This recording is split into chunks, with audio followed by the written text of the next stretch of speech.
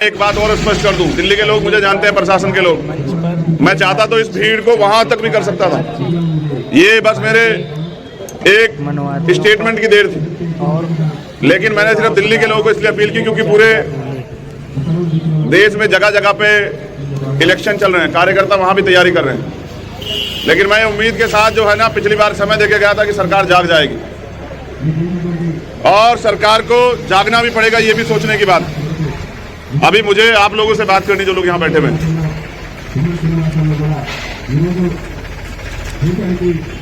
मैं समझता हूँ कि आजाद भारत में गुलामों जैसी स्थिति क्यों बनी। एक वो भारत था जब हम अंग्रेजों के गुलाम थे, तब हमें अपने अधिकारों के लिए लड़ने का अधिकार नहीं था, तब हमें अपने हिस्से की लड़ाई लड़ने के लिए अधिकार नहीं थे। ये आजाद भारत है।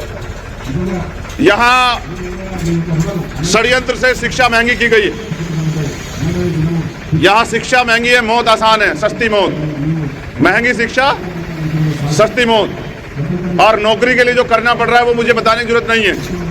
लेकिन गजब की बात यह है कि अगर नौजवान अपनी मांग इस सरकार से नहीं रखेंगे तो क्या वो अपनी मांग रखने के लिए किसी दूसरी सरकार से मांग रखेंगे? क्या वो अमेरिका वालों से मांग करें अपने हक की, अपने अधिकारों की? क्या वो फ्रांस, जनवरी, ब्रिटेन वालों से बात करें? क्या वो श्रीलंका, नेपाल, चाइना के लोगों से बात करें? ये सरकार आखिर नौजवानों की बात सुनना क्यों नहीं चाहती? उस नौजवान की बात जो नौजवान इस देश की रीढ़ है, जो नौजवान इस देश की रक्षा करता सीमा के पर खड़ा होकर, जो अपने जान का बलिदान देता है, उस नौजवान को सरकार क्यों नहीं सुनना चाहती है? अगर उसका सबसे बड़ा कारण मुझे समझ आता है तो वो ये है कि सरकार नौजवानों को गुलाम समझती है। सरकार हमें जातियों धर्मों में बांट के राजनीतिक अपनी रोटियां सेकना चाहती है, लेकिन हमारे हक अधिकारों को देना नहीं चाहती। आप इलेक्शन का समय देखोगे, हर आदमी कहेगा 2 करोड़ रोजगार दे देंगे, 15 लाख रोजगार दे देंगे, 10 लाख रोजगार दे देंगे। लेकिन आप नौजवान साथी हो तो सोचो, जब सरकारी डिपार्टमेंट ही नहीं रहेंगे तो रोजगार कहां से मिलेंगे सरकारी? जिस तरह से सरकार निजीकरण कर रही है, जिस तरह से सरकार सरकारी डिपार्टमेंट खत्म कर रही है, आप सरकारी नौकरी के लिए लड़ रहे हो, प्राइवेट के लिए? जरा हाथ उठा के बताना, दोनों हाथ उठा के बताओ कौन सी नौकरी के लिए लड़ रहे हो? जय भीम भाई, सभी भाइयों को जय भीम, क्रांतिकारी जय भीम। लेकिन जब सरकारी डिपार्टमेंट नहीं रहेंगे तो सरकारी नौकरी कहां से मिलेगी भाई? देख पा रहे हैं सरकार अब बैंकों के पीछे पड़ी है, उससे पहले LIC के पीछे थी, एयर इंडिया के पीछे थी।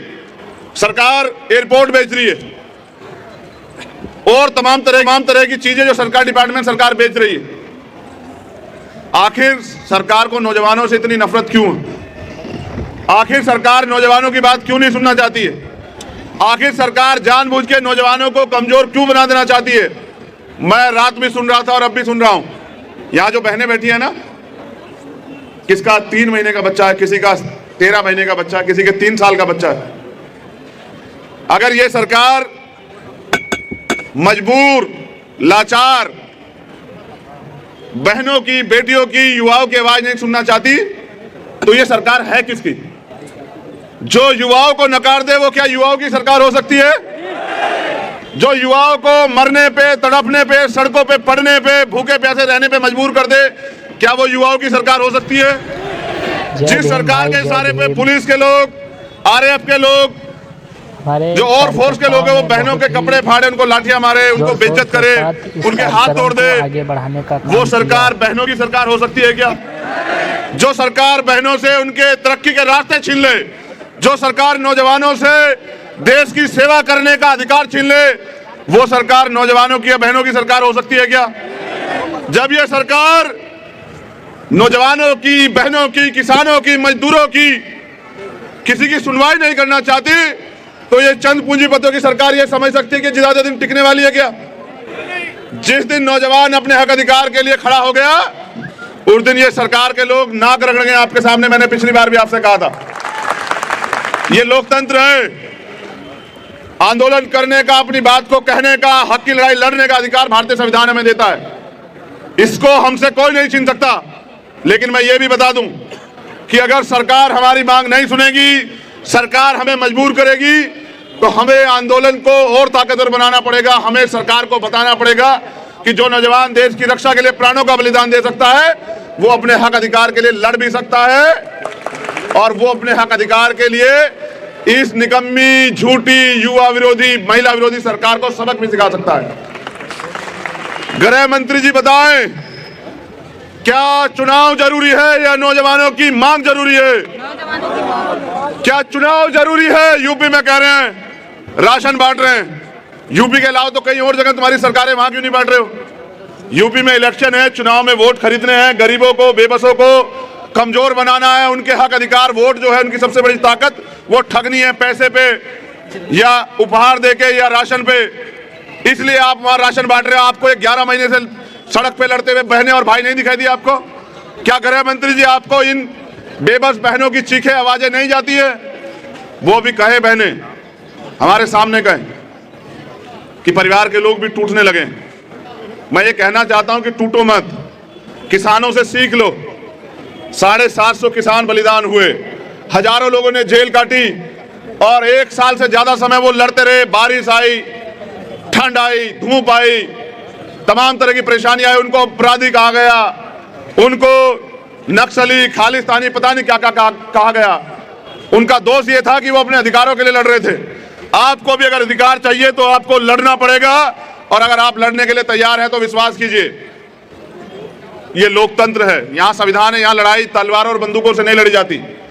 आज पुलिस आपको लाठी मारे, गोली मारे, आज आप पलट के जवाब नहीं देंगे, लेकिन सरकार को दिखा देंगे कि क्या तो वर्दी चाहिए या फिर अर्थी चाहिए। आज आपको यह भी देखना है कि जो बड़े बड़े भाषण दे रहे हैं प्रधानमंत्री, गृह मंत्री और कई मुख्यमंत्री, आज वो ये भी बताएं कि वो बहनों के सम्मान में क्या कर रहे हैं। क्या वो 11 महीनों से सड़कों पे सड़कती हुई परेशान होती बहनों के दर्द को नहीं सुनना चाहते हैं? यहां वर्दी पहने हमारे भाई भी लोग खड़े हैं। क्या अपने हक की मांग करना, अगर आपको जो लोग नौकरी में है, सेवा में है, फोर्स में, अगर आपकी 6 महीने की तनख्वाह रोक ली जाए और आपके बच्चे रोटी के लिए भूखे मरने लग जाएं, उनकी पढ़ाई, उनकी फीस ना जमा हो, उनके पास कपड़े ना बचे, तो आप अपने हक अधिकार के लिए क्या करोगे? है जवाब आपके पास? अगर आपको अपनी बहन की शादी करानी हो, सरकार आपको तनख्वाह के पैसे ना दे, आपको अपने बच्चे का इलाज कराना हो, अपनी माँ का इलाज कराना हो, अपने बूढ़े पिता को सर्दी में कपड़े लेके देने, और आपको ये सरकार तनख्वाह ना दे, तो क्या करोगे आप लोग? ये नौजवान कलर की नौकरी के लिए नहीं लड़ रहे हैं, मैं फिर कह रहा हूं, ये अगर लड़ रहे हैं तो वर्दी के लिए लड़ रहे हैं, देश में बलिदान देने के लिए लड़ रहे हैं। और मैं आज इनके बीच में इसलिए हूं क्योंकि मैं एक नौजवान हूं और मैं नौजवानों का दर्द समझता हूं, मैं बेरोजगारी का दर्द समझता हूं। मैं पढ़ लिख के BA, MA, MBA, MCA करके, PhD करके सड़क पे घूमते बेरोजगार का दर्द समझता हूं, क्योंकि मैं बेरोजगार हूं। मैं जानता हूं बेरोजगारी का दर्द क्या है, और इस महंगी शिक्षा में किस तरह हमारे माँ बाप, यहाँ जो बैठा है ना वो अमीर नहीं है, अगर अमीर होता तो वो इस क्लर्क की नौकरी के, इस कांस्टेबल की नौकरी के लिए सड़क पे नहीं होता। ये वो लोग हैं जो गरीब हैं, ये वो लोग हैं जो देश से प्यार करते हैं। 10% पूंजीपतियों ने देश पे कब्जा कर लिया, हम समझ भी नहीं पाए।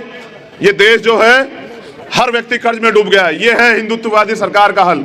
और यहाँ जो लोग बैठे हैं उनमें से कितने लोग जो हैं मुस्लिम हैं, सिख हैं, जैन हैं, बौद्ध हैं, पारसी हैं, और कितने तथाकथित हिंदू हैं, ये भी आप अपने आप से सवाल पूछो। अगर ये सरकार हिंदुओं की शिष्क्रिया भी नहीं सुन रही, उनका दर्द भी नहीं सुन रही, तो क्या ये हिंदुओं की सरकार है? नहीं है। ये सिर्फ और सिर्फ पैसे वालों की सरकार है, और इनको सिर्फ पैसों से मतलब है। इनको अगर देश भी बेचना पड़ जाए तो ये लोग पीछे नहीं हटेंगे। आपको अपने हक की लड़ाई खुद लड़नी पड़ेगी। मैंने तो कल कहा, कल शाम मैंने लिखा कि नौजवान देश की रीढ़ है। सरकार को चाहिए कि नौजवानों के लिए रोजगार की व्यवस्था करें, रोजगार उत्पन्न करें, रोजगार तैयार करें और उड़ने का मौका दें, नौजवानों को खुल के जीने का मौका दें, उनको अपने अवसर प्रदान करें कि वो आगे बढ़ के इस देश की तरक्की में योगदान करें, टैक्स दें। लेकिन आपने नौजवान को दिया क्या पिछले 7 साल में? बेरोजगारी, सुसाइड, लाठियां। जब हक के लिए लड़ना आता है तो लाठियों से पीटते हो, जूतों से पीटते हो। स्क्रीन पर क्यों? ये किसी दूसरे देश के लोग हैं क्या ये आपके बच्चे नहीं हैं? और अगर अमीरों को गरीबों से इतनी नफरत है तो लिखो कि बहुत कम समय बचा है गरीबों के पास, आप गरीब हक की लड़ाई के लिए सारी लड़ाई लड़ने को तैयार है। अब अमीरों को अपने दरवाजे मजबूती से बंद कर लेने चाहिए। अब गरीब किसी रुकेगा नहीं, अब गरीब ज्यादा दिन मांगेगा भी नहीं, क्योंकि जब जुल्म, नौकरियां नहीं, जाति, अन्य अत्याचार की इंतहा हो जाती है तो फिर क्रांति जन्म लेती है। और आज इस धरती से क्रांति जन्म लेगी, जंतर मंतर की धरती से। और आप जानते हैं मुझे गवाही नहीं देनी, ये देश बलिदान का देश है। हम शहीद आजम सरदार भगत सिंह के भाई हैं, बच्चे हैं। इंकलाब! इंकलाब! इनकलाब! इनकलाब! युवा जाग चुका है। हम शहीद आजम उधम सिंह के बच्चे हैं। हम शहीद आजम सरदार करतार सिंह सराभा के बच्चे हैं। हम बाबा साहब अम्बेडकर के बच्चे हैं। हम सरदार पटेल के बच्चे हैं। हम इस मातृभूमि की रक्षा के लिए अपने प्राणों का बलिदान दे सकते हैं, लेकिन अपने हक अधिकार छीनने नहीं देंगे सरकार को। सरकार सुन ले। मैंने कमिश्नर साहब से कहा था कि बात कर लो गृह मंत्री क्या कहते हैं। वो नौजवानों को उनका हक देना चाहते नहीं देना चाहते हैं, वरना फिर हम अपने हक अधिकारों के लिए लड़ेंगे। हमारी लड़ाई पुलिस फोर्स से दोबारा बता रहा हूं नहीं।